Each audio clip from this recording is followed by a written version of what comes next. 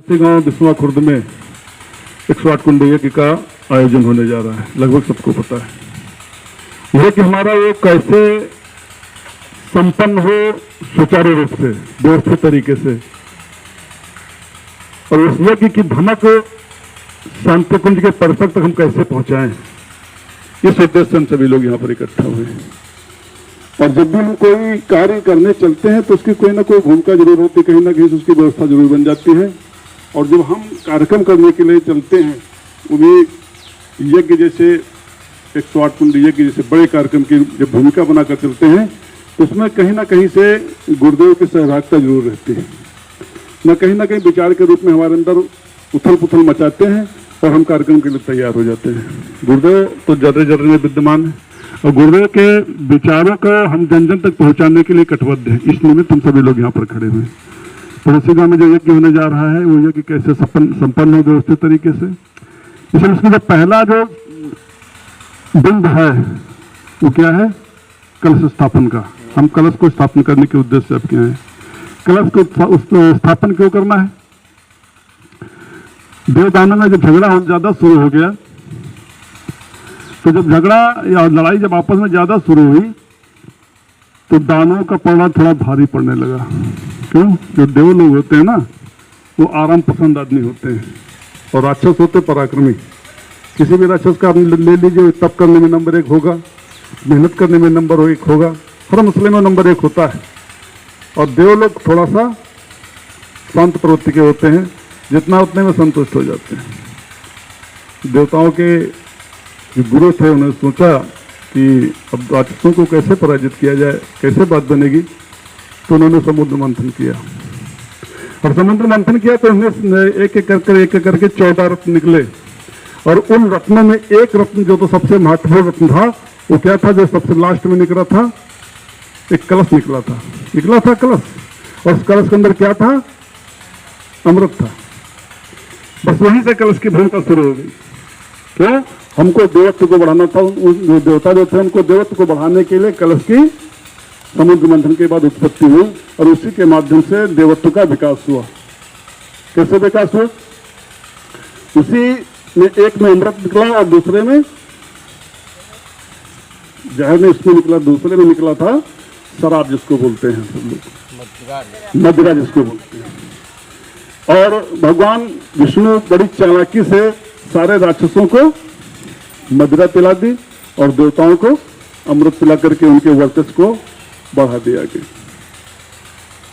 और उसमें से एक राक्षस देवताओं की पंक्ति में बैठ गया। चंद्रमा ने देख लिया और बोला, वो दूध पी, उसने अमृत पी लिया। भगवान विष्णु ने सुदर्शन चक्र से उसके 1 के 2 टुकड़े कर दिए, मगर अमृत चख चुका था, तो 1 से 2 हो गए।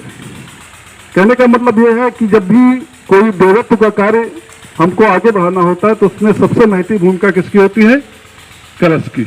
और कलश को ही क्यों रखा गया, हमको एक सीख भी, प्रेरणा भी दी गई सीख कलश से, कि उस कलश एक ऐसी व्यवस्था है हमारे धार्मिक तंत्र के अंदर, कि उस कलश के अंदर 33 कोटि देवताओं का निवास भी होता है। क्या संदेश हमको दिया गया, जैसे 33 कोटि देवता एक कलश के अंदर व्यवस्थित तरीके से रह सकते, कोई झगड़ा नहीं करते, कोई विवाद नहीं करते, कोई मसला आपका नहीं अपने बनता है, हमको भी अपने परिवार को एक कलश के समान बना लेना, ये उद्देश्य कलश सिखाता है हमको। दूसरा कलश का काम क्या है, कलश में हमको अंशदान इकट्ठा करना है। अपना खर्चा, यज्ञ में खर्चा होगा नहीं होगा, कहाँ से आएगा, ऊपर से आएगा नहीं। भगवान गुरुदेव कहते थे कि जितना ये खर्चा आएगा तो हमारे कौन देंगे, हमारे बेटे और बेटियां देंगे, और खर्चा यहीं से निकलना शुरू हो जाएगा। 1 मुट्ठी अंशदान और 1 मुट्ठी अन्नदान और कुछ अंशदान अपने प्रवृत्ति के, अपनी सामर्थ्य के अनुसार, पावर के अनुसार, शक्ति के अनुसार हमको ये करना है। ये पहला इसका बिंदु है।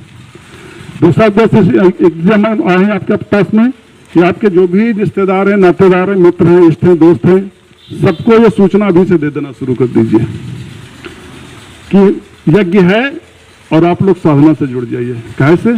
साधना से। और साधना से जुड़ना बड़ा, हर व्यक्ति आज साधना को किनारे कर दिया और किसमें मन लगा रहा है, किसमें लगा रहा मन नहीं पता, बताता हूँ। साधना से दूर हो रहा, साधने मन घुसड़ रहा है।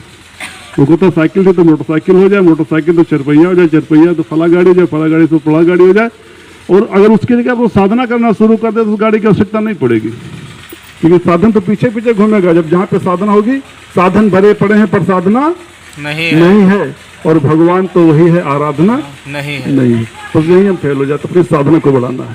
साधना को जितना प्रखर कर पाएंगे, जितना साधना तो जितना अपने को तपाएंगे, उतना ही हमको लाभ मिलता हुआ चला जाएगा। आदमी अच्छा अच्छा खाना चाहता है और काम करना नहीं चाहता है। और जब आप अच्छा अच्छा खाएंगे और काम नहीं करेंगे तो अंदर जाकर के वो क्या करेगा? समस्या तो पैदा करेगा। 100 ग्राम घी खा लिए और मेहनत नहीं किया तो घी क्या करेगा? अंदर जाकर के अपच हो जाएगी। नहीं अपच करेगा तो फैट के रूप में कलेक्ट हो जाएगी, और जब फैट के रूप में कलेक्ट होगा तो पेट बड़ा सा बाहर निकल आएगा, और जब जहाँ पेट बाहर निकला तो सारी समस्याएं पैदा। ब्लड प्रेशर लीजिए, शुगर लीजिए, ये लीजिए, वो लीजिए, सारी व्यवस्था अपने आप पैदा होना शुरू। इसलिए उद्देश्य अपने को तपाना है। कितना तपा सकते अपने को? जितना हम तपाएंगे उतना ही आप के शरीर में ओजस तेजस बढ़ता हुआ चला जाएगा। इसलिए साधना से भी आपको जुड़ना है।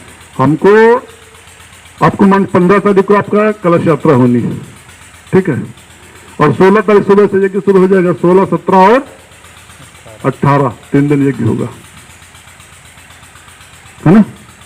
तो अब 3 दिन में 108 कुंड है अपने, तो 108 कुंड में 108 जोड़े तो चाहिए ही चाहिए एक दिन में, और 3 दिन में कितने हो गए? 324। तो 324 का मतलब हुआ 500। 324 का मतलब 500। कुछ व्यवस्थाएं किसी की गड़बड़ा सकती हैं, किसी के कुछ हो सकता है, किसी को कुछ हो सकता है, तो हम जस्ट 1.5 गुनी व्यवस्था लेकर के चलते हैं। तो हमें कुछ जोड़े ऐसे भी चाहिए साधनात्मक भी हो, साधना जिन्होंने की हो, तो जब साधना करेंगे तभी उस लिस्ट में उनका नाम आ सकता है। तो हमको ऐसे भी कुछ माताएं चाहिए जो जोड़े से हो और साधना करना है उनको। साधना कितनी करनी है? कम से कम तो 3 माला, कम से कम 3 माला, और ज्यादा से ज्यादा जितना कर पाए उतना करना है आप लोगों को। जब ये आप करेंगे तब वहां पे आप पूजन के काबिल होंगे, पूजन के हकदार आप तब हो सकते हैं। नहीं साहब हम पैसे वाले, हम जाकर के हम मुख्य यजमान बन के बैठ जाएंगे, तो वहां पर पैसा महत्व नहीं रखेगा। वहां पे साधना प्रखर होनी चाहिए, क्योंकि जब यज्ञ से जो ऊर्जा निकलेगी, उस ऊर्जा को जब हमारे शरीर में वो आत्मसात होगी, शरीर में जब प्रवेश करेगी वो ऊर्जा, तो उस ऊर्जा को हमको हजम करने की हमारे अंदर शक्ति होनी चाहिए। और अगर हजम करने की वो शक्ति हमारे नहीं होगी तब नुकसान कर जाएगा, हमको झेल ही नहीं पाएंगे उस पावर को, उस क्षमता को नहीं झेल पाएंगे। इसलिए अपने अंदर साधना की शक्ति को बढ़ाना है। कम से कम 3 माला स्टार्ट कर दिया, कल से स्टार्ट कर दीजिए। हर लोग अगर जो करते तो अच्छी बात है, अगर नहीं करते हैं तो कल से शुरुआत कर दीजिए आप लोग, कहीं से ढिलाई मत करिए आप लोग।